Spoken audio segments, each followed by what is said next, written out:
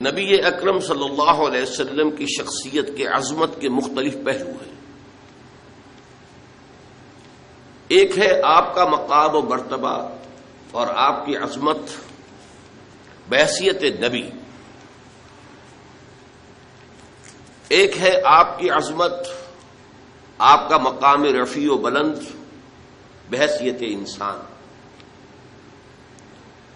پھر انسان کی حیثیت سے بھی ایک پہلو ہے روحانیات کا، آپ کا مقام اور مرتبہ روحانی اعتبار سے،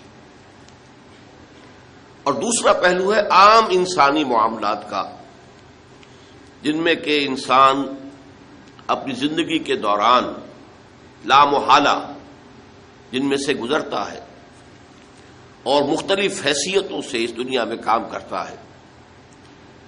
تو یہ جو مختلف پہلو ہیں عظمت محمدی کے صلی اللہ علیہ وسلم،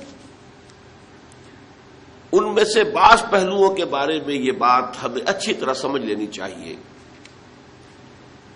کہ اس کی عظمت، آپ کی عظمت کا بیان تو درکنار، اس کا ادراک اور شعور اور فہم بھی ہمارے لیے ناممکنات میں سے ہے۔ دیکھیے، سادہ سی مثال ہے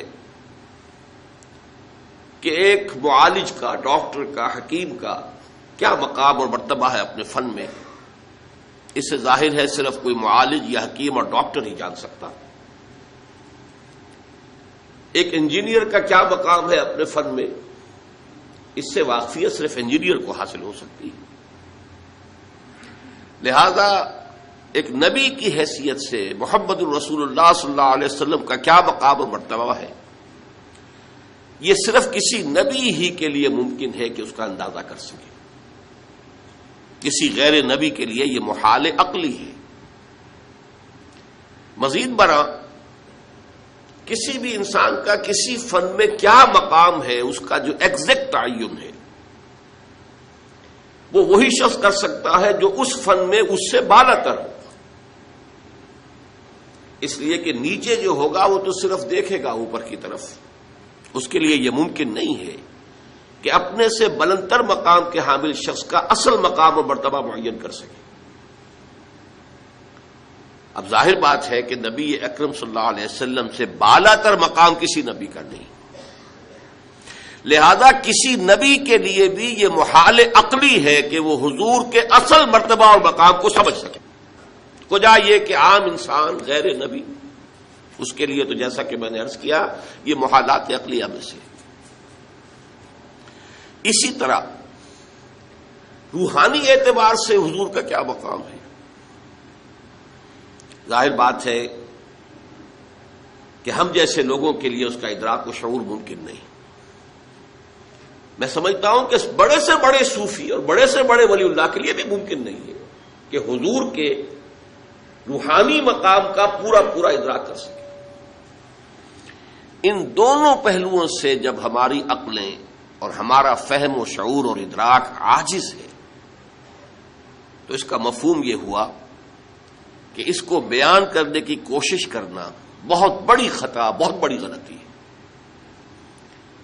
یہ بڑی خطا اس اعتبار سے نوٹ کیجیے، سادہ سی مثال سے بات سمجھ میں آ جائے گی۔ ایک لطیفہ ہے،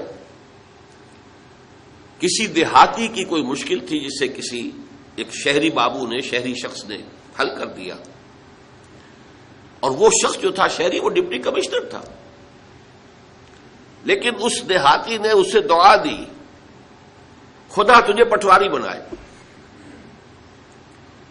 اس لیے کہ اس دیہاتی کے لیے سب سے بڑا عہدہ، سب سے زیادہ صاحب اختیار ہستی پٹواری کی تھی۔ اس کی تھوڑی سی جنبش قلم سے اس کی زمین کسی اور کے نام درج ہو جاتی ہے، انتقال ہو جاتا ہے، اسی کے قلم کی جنبش سے مالیانہ معاف ہو جائے گا۔ سارے اختیارات اس دیہاتی کے جو ہیں، اس کاشتکار کے جو ہیں، وہ تو اس کے ہاتھ میں ہیں۔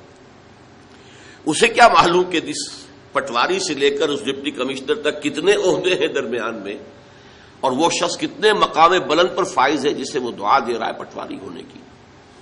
تو اسی کا اندیشہ ہے کہ ہم اگر حضور کے ان مقامات کو بیان کرنے کی کوشش کریں گے تو شدید خطرہ ہے کہ ہم حضور کی توہین کے مرتکب ہو جائیں، اس لیے کہ کما حقہ بیان ممکن نہیں ہے۔ جب کما حقہ بیان ممکن نہیں ہے تو ہم اپنے تصور کے مطابق مدح کریں گے، اور وہ بہت کمتر ہوگی اصل مقام کے اعتبار سے، اور اسی کا نام توہین ہے۔ یہی وجہ ہے، دیکھیے شیخ سعدی رحمۃ اللہ علیہ نے نہایت سادگی کے ساتھ میری ساری گفتگو کو سمو دیا اپنے 2 اشعار میں، یا صاحب الجمال و یا سید البشر من وجهك المنیر لقد نور القمر لا يمكن الثناء كما كان حقه بعد از خدا بزرگ توئی، قصہ مختصر۔ جتنا ان کا حق ہے کہ ان کی ثنا کی جائے وہ ممکن ہی نہیں ہمارے لیے، لا يمكن الثناء كما حقه۔ بس ہمیں صرف یہ کہہ کر جو ہے اس بات کے دامن میں پناہ لینی ہے کہ بعد از خدا بزرگ توئی، قصہ مختصر۔